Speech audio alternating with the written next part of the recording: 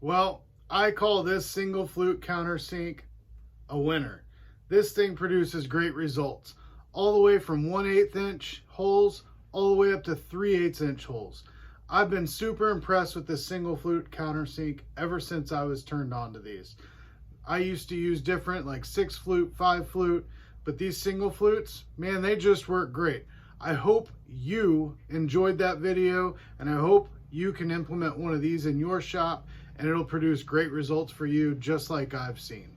Thanks for watching this video. If you found this useful, if you like content like this, please subscribe to my channel, comment, and like this video.